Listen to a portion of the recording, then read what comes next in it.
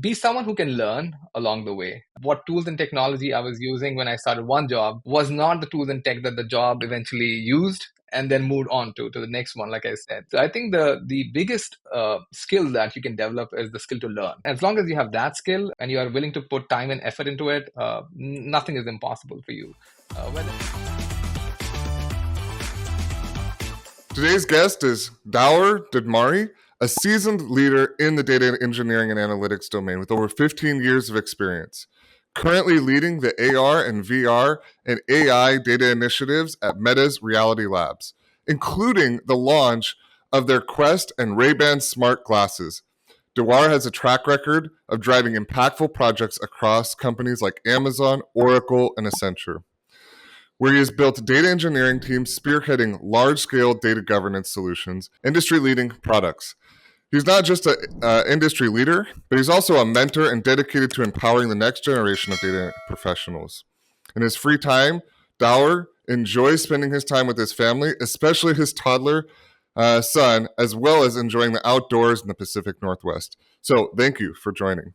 Thanks for having me, Ein. It's great to be here. Yeah, and so previous to some of our other conversations, one of the things I found the most intriguing to me personally was your perspective on data teams. And I think you have kind of a unique perspective that I think is amazing and an opportunity for our listeners to hear. So would you go ahead and kind of tell us, for example, we think of like sales teams' roles is to close deals and finance teams' roles is to manage money. So would you mind sharing with us your perspective on data roles or data teams' roles? Yeah, I mean, like taking an example, I think most data teams fall into this mental model that their role is to just report numbers or do reporting, right? So, which I think is a disservice to their actual role. If you ask me, in my opinion, I think data teams have a dual mandate, like I like to call it. I call it the compass and the engine model. I think the first way that data teams can really goal at a higher level is to think of themselves as a compass, which basically provides directional intelligence to the various functions in the org. It's their job is to actually empower every single thing, right, from product development to sales, marketing, finance, and every single function to help them do their jobs better, right? So I think that's the first thing where data teams can be the compass, which can help like teams navigate business challenges, uncertainties, by kind of empowering them with the right data intelligence, making those decisions. And that relates to the data driven decision making culture. But the other side of it is also acting like an engine for growth for the company, where data teams can model different processes a company has in order to find efficiencies in those, deficiencies and remove those, or basically look for opportunities to supercharge the growth that a company can achieve using the data that they have and then empowering the teams on how to drive growth out of that data. So I think of data teams as like the compass and the engine model. Yeah. So it's super fascinating. So how do you actually drive that organizationally? So like for example, like it's one thing to just like how do you get your team adopts that vision, but then now how do you get kind of the senior level executive management to pick up that vision? Yeah, and I think that's one of the pitfalls that most teams in data fall under. They think too much and focus too much on the tech stack that they want to build. Everyone wants to build with the latest cloud supports and everything like fancy. But I think what they forget is there's the people aspect to it, which is equally important, right? And when it comes to executives, except for a few, I've mostly seen that they don't care what's under the hood. They don't care if you have the most advanced airflow or the cloud systems or the dashboard that you're building using XYZ technology. Though they don't really care about it. All they care about is how is your team helping me drive my business better, run my business better, right? So I think for data leaders, and if you're a new data leader in a company, I would just say spend your first few weeks at least meeting the executives of the company, understand the business a lot. Ask them what are their biggest pain points in measuring that business or driving that business. And the other thing that I really recommend for data team leaders is which I call the input output model. Understand the inputs that go into the business that your company is in, identify the outputs that they are measuring the success or the failure of that businesses, whether it's KPIs or whatever they're monitoring in that sense, right? And then understand the relationship between those inputs and outputs. You have to know the levers that are available to the company so that then the data team then can provide insights or intelligence about how to rotate those levers and dials in order to change the output in the direction that the company wants them to go.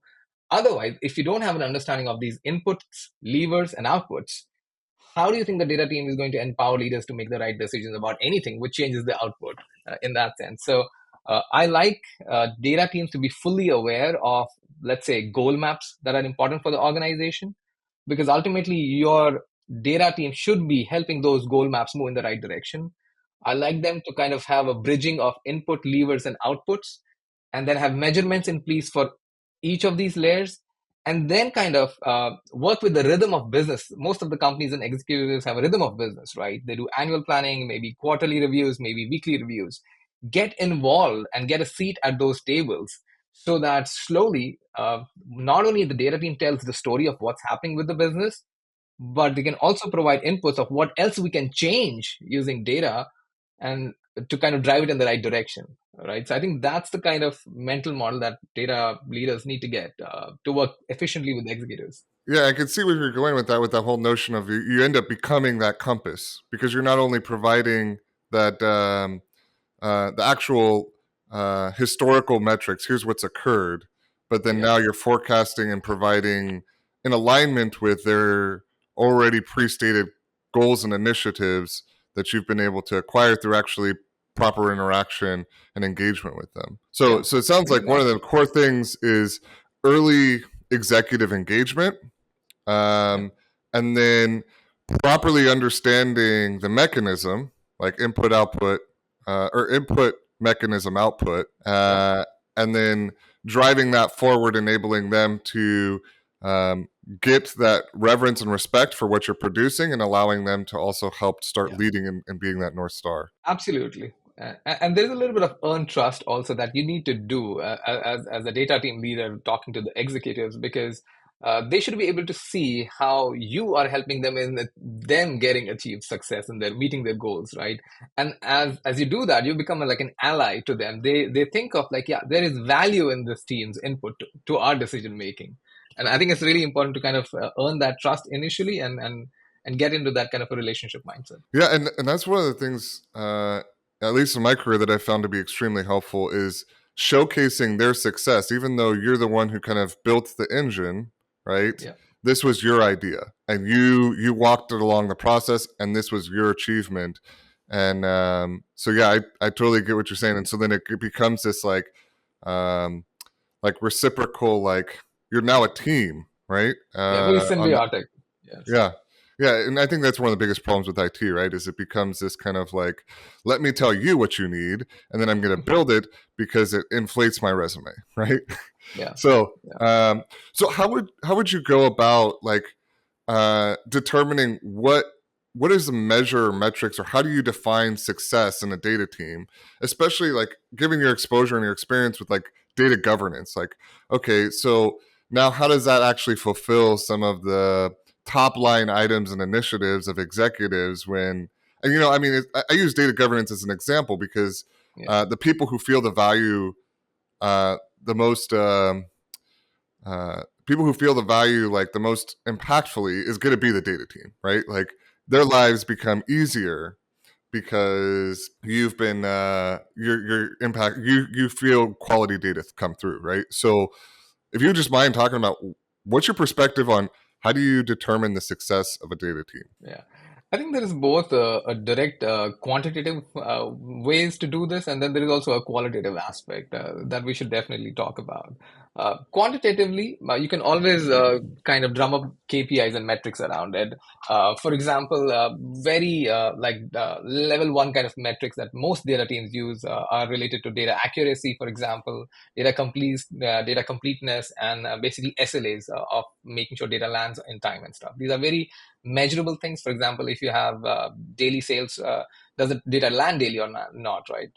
100%. Right. Like, or if you, for example, have, let's say, an ordering pipeline system measuring 5 minute intervals, right? Does it give you the 5 minute intervals, and how often do you miss it, right? So there are direct metrics that you can implement in that. And the same thing goes for a lot of data quality as well. Like, how many data incidents do you have, let's say, on a weekly or a monthly basis, right? What's the time to mitigate that? What's the uptime of your dashboards? How many errors were reported on it? These are very easy and quantitative metrics that a data team can use to measure the the data Right. governance success that they have in the team and stuff. And most teams do have some of these programs Yeah, and in.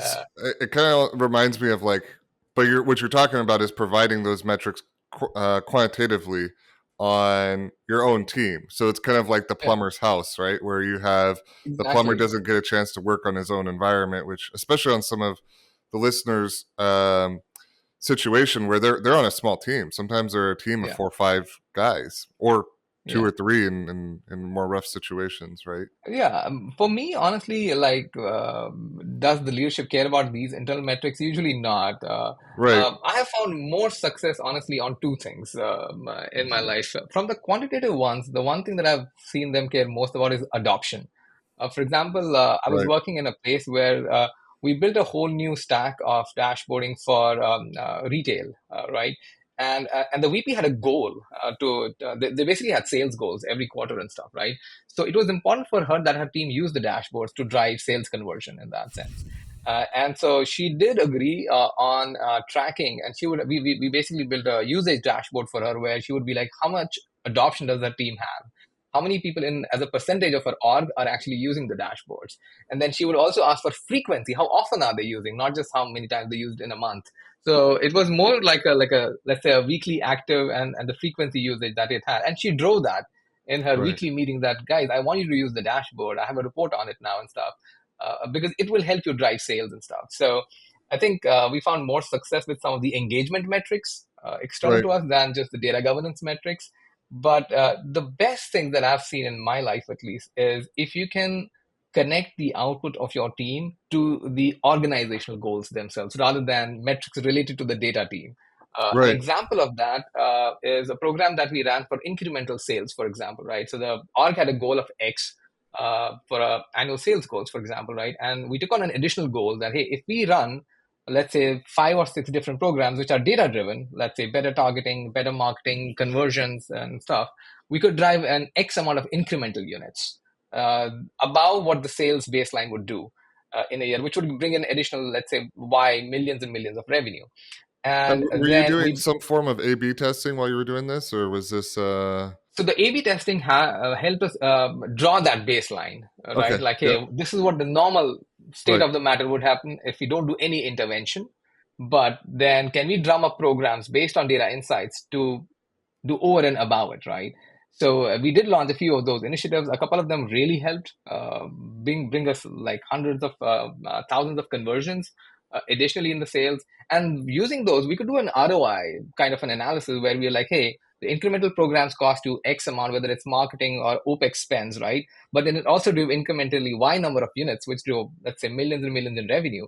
So that was a very direct impact where data teams and the work that they did enabled incremental sales for the organization and helped their top line goal on top of their baseline, right? So I think that is something that really kind of brought the impact of the data teams to the forefront compared to anything else that we would have done with internal metrics, for example. So I would always say, like, find opportunities in the organizational goals where data can have a direct impact, and then put metrics to measure that to bring the Right. impact of the data team to the forefront. Yeah, I love that. So how do you then kind of like shifting gears a little bit, enable kind of data driven decision making to where you're actually enabling the organization to pick up the value that you're driving with their goals, right? So now they're making decisions towards their long term goals, but it's coming from the data. How do you kind of take it that direction? Yeah. My favorite suggestion or advice on this one is when you go into an organization, create a goal map. And what does a goal map do? Basically, let's say you have an organization who's, again, I'm going to take a sales example here, but it works pretty much for anything, right? Let's say your top line goal is we want to do X millions of sales a year, right? But you need to create a goal map which identifies, like I said, the input, the levers, and the output metrics. In this case, the output is going to be, let's say, sales, X amount of millions of units. Then Right. what are the drivers you have for that, right?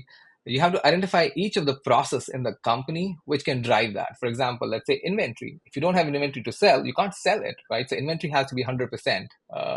Let's say weeks of supply goal. You can take that as a metric. And Right. then you'll say, like, okay, what impacts availability in a store, or whether it's e-com, online, or downstream, right? And you can then have both a top line metric and a guardrail metric. A top line metric could be inventory should never go, let's say, beyond X amounts of weeks of supply, for example, right? Who controls that? There will be a process behind, which is like a purchase order system. If you don't have a purchase order system, let's say in Y weeks, there is no way you'll be able to maintain weeks of supply on the front end, right? Then you go one layer down and say, okay, how do we monitor that? Can we build alarming and monitoring? Like if you go down, I'm just making this up. Let's say if 2 weeks of supply is your minimum that you need to have to fulfill through the pipeline, right? Anytime you are reaching like 3 weeks, you need to alert on it so that the team can fulfill it, right? And similarly, once you have inventory in, you have to make sure the website is working, right? How do you ensure that? There has to be monitoring and alarming on that. Is your traffic is a very key driver, let's say in e-commerce, like we need X amount of traffic given Y conversion to achieve Z sales, right? How do we Right. drive more traffic? And first monitor it and then drive it, right? So as you draw your goal map, and in any decent sized organization, you basically end up with something close to 30, 40 inputs with their drivers and a couple of output metrics that they want to optimize on. You have to identify each of the process and the key people who make key decisions at different points in time. Some of those decisions can be automated. For example, we did a bunch of things with our inventory and supply where automatically a purchase order would be initiated with the vendor if inventory went below a certain threshold.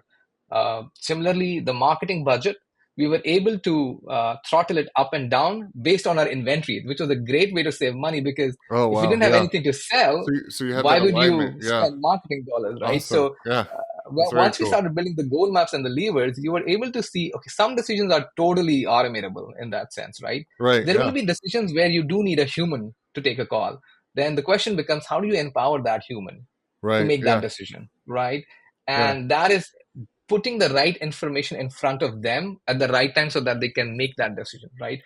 Taking as much subjectivity out of it as possible, but there's always going to be some yeah. subjectivity, but then they can make that decision happen. So Yeah, and my I love favorite doing like advice is like, automated emails where you basically give that person that specific information with the call to yeah, action. And with the call to action. yeah, Yeah. I love that. So as you start drawing this up, you will figure out that a lot of decisions are not as complicated as people make them Yeah, sound but initially. what's really important, I think, is and amazing that you kind of said is you're starting out with a plan and with goals, right?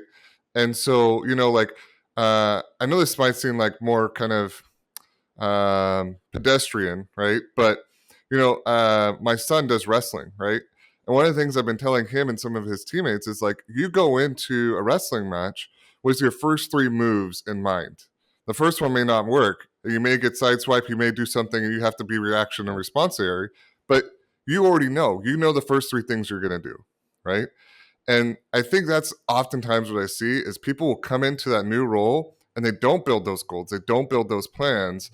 And so then what ends up happening in the same way with the wrestling match, you're just going to get into a place where you're just taken down because you're now responsive, you're reactionary, you're allowing people to take over instead of driving that team. So I love that. I think that's just um, so impactful. And I think the listeners would be just so empowered by that notion of like, I have to come in with a plan and I have to have a plan. I have to drive it with my leaders. Yeah. And I'll just add one thing to it. Again, this is not from me. One of my VPs once said this to me, but this resonated very, very much with me. She said, you have to have a plan and a strategy and then measurement of execution because Mm, the yeah, measurement is going to tell you whether your execution faltered or there was something wrong with with the strategy itself. And if that measurement, we don't have confidence in that, we don't know what failed. Did we execute right. badly or was the strategy always bad, right? So I Yeah, really loved that kind of thinking where like you have a strategy and a plan, you have execution, and you have very confident measurement between the two so that you know what to change. We need right. to improve either execution or the plan was always bad. We need to come up with a new strategy, for example. Yeah. So like, was there actual proper like handoff? And so the adoption doesn't occur. And so then it's like, oh, was it that we actually produced a poor quality product or a Yeah. misaligned product with business needs? Or was it that we just didn't take the time to sit there and deliver the product? Right. Yep. I love that. Yep. So I think we'd be remiss, especially given like the fact that you're working with Ray-Ban on these glasses and the AI work that you're doing. Um, and there's also like in the marketplace just such an overselling of AI, right? So what are your perspectives on both AI and what it is and how it's been sold to impact data teams and just love to hear your insights and perspectives in that manner. Yeah, I think we're all lucky. We're living in the age of AI as we see this a whole new generational change in how people are adopting this technology. But I agree with you. I think there has been a lot of hype initially about the potential and the possibilities of what AI could do. And I'm going to limit my perspective on the impact of AI on data teams rather than a whole general field because that's a Right, very yeah, deep yeah, and thinking. please But let's stay there. Yeah. yeah. So I think for data teams, I think I'm going to talk about the potential, but also some of the risks that I'm already seeing and where we are in the future. But the potential is huge. I do agree on that side of it. Uh, a lot of things that data teams needed to do can and should bring AI into it. I think my concern there has been that a lot of initial data tools that hit the market and like branding themselves as AI solutions. I think Right, they yeah. oversold on some aspects of it. And my favorite example on that one is the AI chatbot. I think I've had hundreds of presentations where vendors have tried to sell me like, hey, here's a chatbot. It takes away all your pains because you can now Yeah. ask questions to it and it will answer it to you. And I've been in a demo. I remember this funny story where they said like, hey, go ask it a question. How much revenue did we do in quarter 3 or quarter 4, whatever it was? And it gave me a very canned reply back. Hey, we did X amount of millions and stuff. The problem is I asked them like, what's the data set it's using to answer that question? And they had a very clean Excel sheet with a metric marked revenue, which it picked up with a Yeah, date calendar, right? that's My bad. issue was like, hey, have you ever seen any enterprise of any scale which has such clean data, which says like, this is the revenue metric for this quarter? So that's my problem with it because the risk I would have with that kind of a model is bringing AI doesn't solve the primary problem that you need to have a really good data model and data labeling in your enterprise already. Like that's 90% of the work. If that doesn't if that doesn't exist, bringing no amount of LLM based Gen AI chatbot is going to solve it. I would rather say it would complicate problems because I know at least one instance where one of my friends' companies they did implement a chatbot, and an executive asked the chatbot a financial question, and it gave them totally like incorrect answers and wrong numbers, and that went into a dock and created a firestorm. So I think that's the danger that I'm seeing in some of these tools where their capabilities are being marketed at a level where the technology is still not there. You still have to do a lot of underlying work for the chatbot, for example, to give you accurate answers, and then you still have to worry about like, hey, it may hallucinate or do some kind of thing answering some executive with a totally made up number, which goes in a dock and is a huge risk. So I think we are in the initial phases of that, but there has been a lot of overselling of the capabilities that AI has in these use cases. I do feel there are some other use cases where AI has been awesome. For example, generation of synthetic data. Uh, AI has been awesome in that for us. We cannot get the amount of data to train models at the scale that we want without synthetic data coming in. I think it has been great as an assistive technology, getting boilerplate code up, boilerplate dashboards up, Right. even like monitoring anomaly detection and all those sort of stuff. I think AI has is already impacting data teams in a good way. But I think some of the use cases just have been more fiction than fact, at least at this point in time. I'm sure they'll get better with time. Yeah, no, I agree with that, and I think it's funny. I've actually worked on a project where it was a client where they were asking me to kind of evaluate one of their tools, right? And the the AI tool that they had, they did a demo of it and it looks amazing. And then you go to actually use it, and it actually produced the exact same results as the demo. And then I just started plugging in any inputs I could, right? And it always gave me the same. I mean, a Hello World app actually performed better than this thing, right? Like it was just like, it just. So I think there's like a lot of fraud that's associated with kind of coming on with an overselling of AI. But I think you hit the nail on the head. I think that I mean even like the notion of like having that proper metadata in the data teams is what's going to really be the next step up because LLMs are just going to be able to just read text driven things. So if you were to have like a data catalog set up, then it's going to enable that pre-code to be written in those things, and I think that's going to be for data teams where the biggest places of future advancement is if you get the data catalog set up. Now those AI tools can stand on, or the LLMs are going to be able to stand on top of those things. Yeah.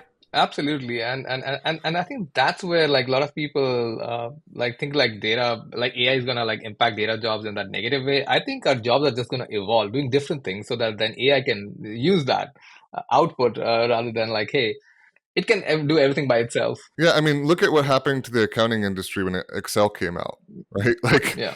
jobs didn't decrease; they actually um, like they went parabolic in their demand. And so I think data teams is going to end up becoming substantively greater the more we see these LLMs and some of these machine learning tools come out in the data space. And I think it's going to be exciting, and I think it's going to change the way we view some metrics.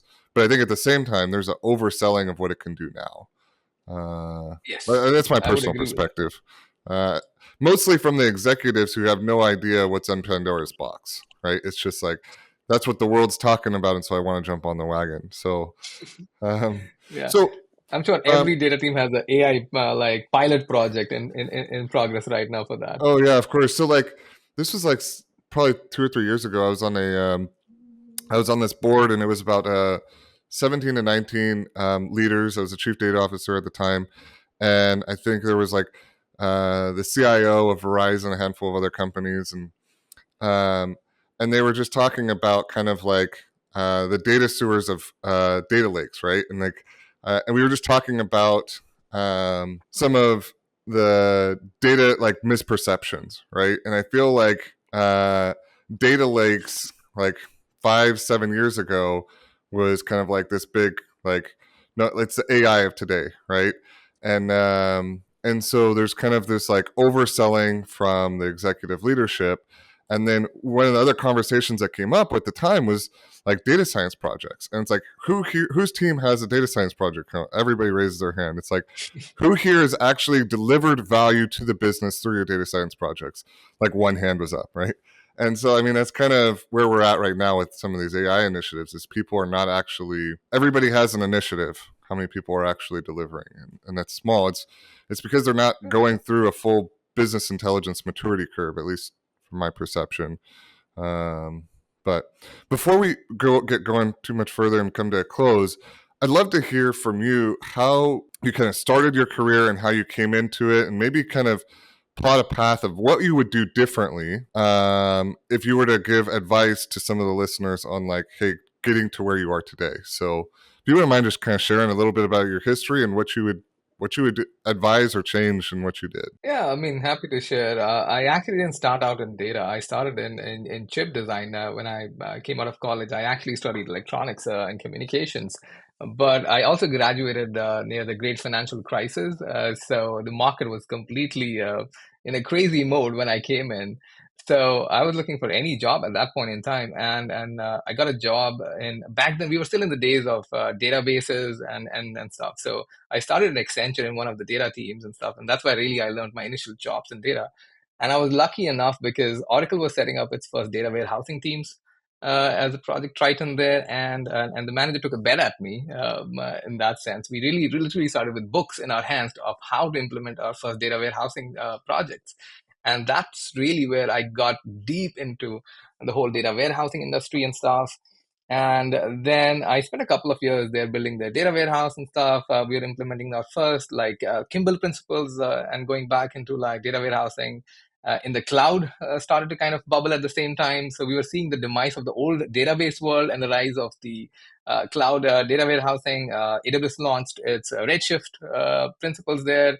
That's also a time when I made my move to Amazon as they were building their whole generational shift from databases into Redshift based data warehousing. I got into building data central platforms there. And that's also a time, like you said, data lakes came on board in that sense. The big data wave hit us. Every company had a migration from on-prem to cloud and into data lakes, into S3 and stuff, right? So I saw the whole transition there.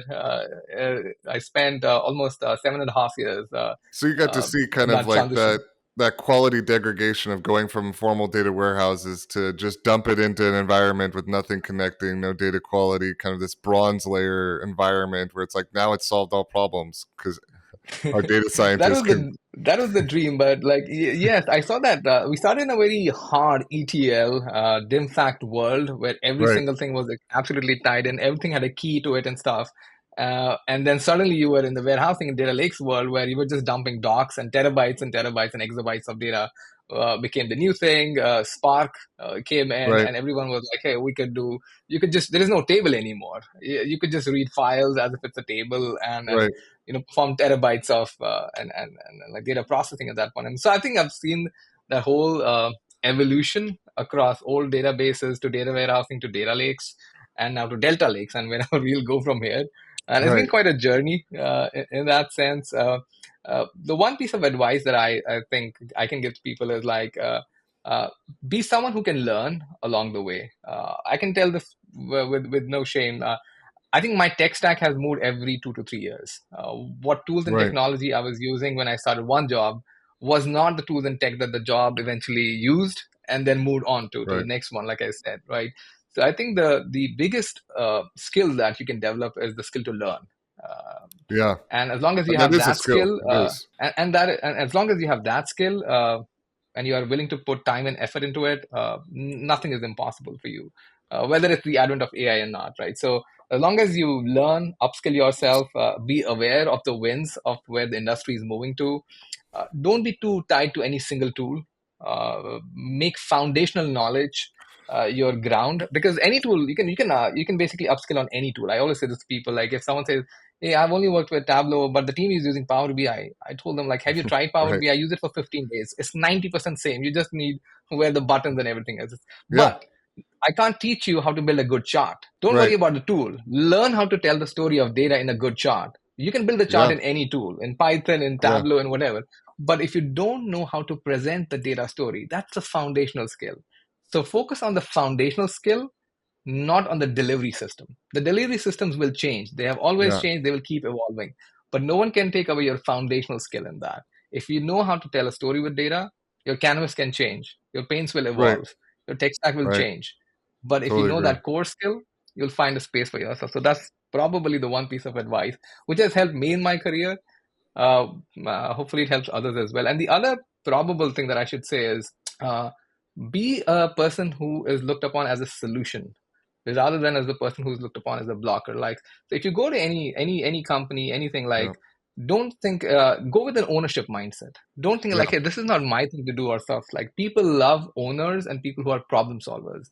The more you solve people's problems, you'll see more people come to you to solve bigger problems, and that helped me grow vertically in my career as well. So many a times my leaders would come to me and say, like, I know this is not your domain, but can you take a look at this? Right. And Yeah. my, for example, my data Yeah. governance started from that thing. Like, I was not trying to do a data governance project, but leadership had a problem in this. Like, we don't know who to give this to, but that guy always solves problems we throw at him.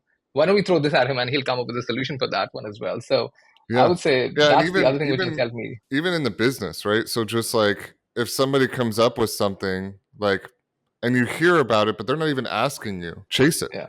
And burn a Yeah. little bit of midnight oil and chase it, and then be like, hey, is this what you were talking about? And Yeah. I mean, even the fact that you're giving a swing at something is going to do that same effect. I love that. Yeah. So Yeah. I know I couldn't agree more on the topic that you had said, that learning is not only a skill, but probably the number one thing you'd recommend. Like if we were to say, okay, we're going to train a good baseball player, or we're going to, like we're going to train you how to hit a baseball or whatever it may be, right? And we say, okay, here's the things, here's the exercises you need to do to develop and refine that skill. Is there anything you could provide on how to refine and build the skill of learning, and learning at an accelerated rate, or at a pace that actually is going to have like long-term value?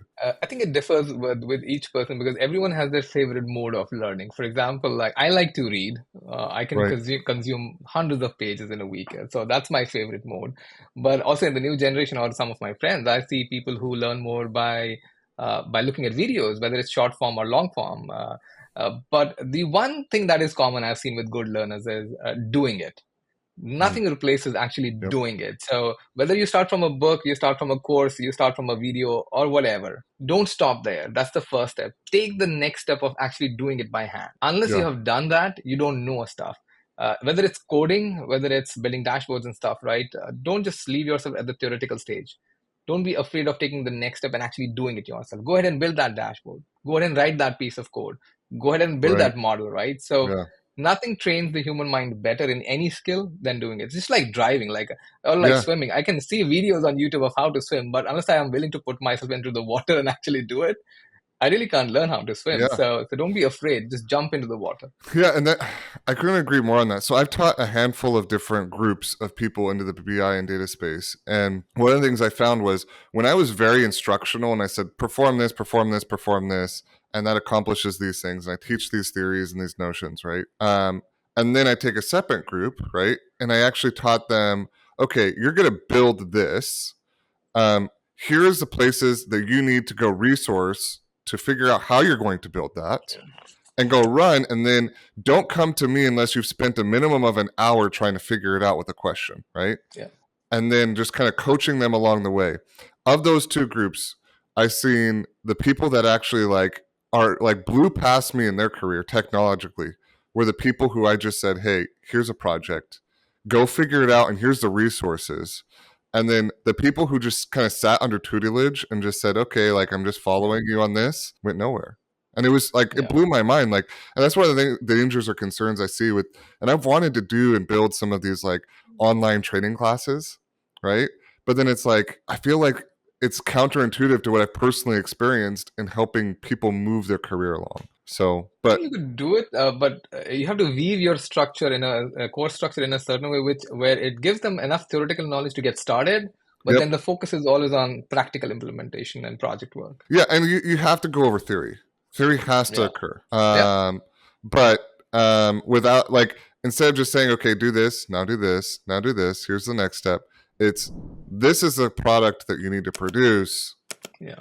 Go figure it out. Here's your resources. But Yeah. that's a totally side note. Well, Dawar, this has been an absolute pleasure. Thank you so much for joining us today, and hopefully we'll see about looking forward to having you back on again in the future. Yeah. Thank you. Thanks for having me. It's been a pleasure.